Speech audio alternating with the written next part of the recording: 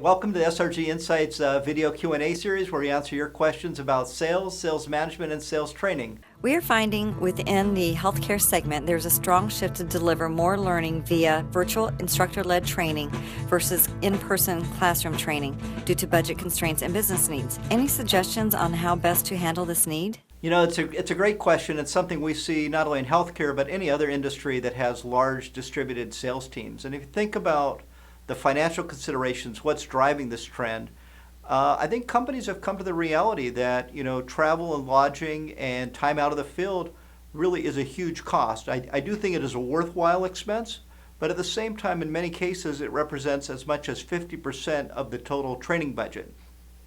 So from an L&D perspective, we would much prefer blended programs, and a blended program would start after customization with pre-work that the sales reps would do in the field.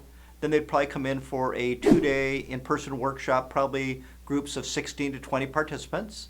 And then you would follow that up using virtual instructor-led training, maybe creating some grouped cohorts of maybe 6 to 8 participants where they would have a series of virtual instructor-led reinforcement sessions, and then use a series of e-tools and planners for skills adoption as part of those reinforcements and really for program sustainability. But the reality is, given budget constraints, you may need to swap out that traditional workshop with a series of virtual instructor-led sessions. So imagine that workshop was initially 2 business days, roughly 12 hours of content. You could divide that into 6 2-hour segments and offer those maybe on a weekly or bi-weekly basis. And we would suggest, just based on our own experience, that 2 hours is about ideal. I think if you go anything longer than that, you start to really test people's patience. And I think if you go too much shorter than that, by the time you get everyone kind of involved and engaged in the training, the session might be a little bit short. So we've had great experience with 2-hour sessions, again, weekly or bi-weekly.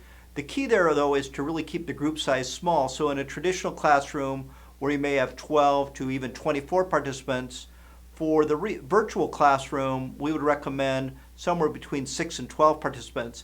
And this allows you to get everyone involved in the training, to have very frequent interactions, even as frequently as every 5 minutes with just quick questions, group discussion, exercises, role plays. So make sure everyone's involved. If someone starts to drift off and you're not hearing from them, you can actually just kind of call them out by name. Hey, Norman, what do you think about that? So you want to keep everyone engaged, again, for those 2 hours. Maybe assign a little bit of homework between sessions, just something they should do. So you went over a questioning model, maybe how did they apply the questioning model last week, so that you're tying the training together from a thematic standpoint. And we've actually used it at Sales Readiness Group, this methodology, for a number of years. We were an early pioneer in virtual instructor-led training. We've trained global sales organizations where that is the primary method of delivery just due to budget constraints. And we found that the technology has gotten better and better. It's working really well.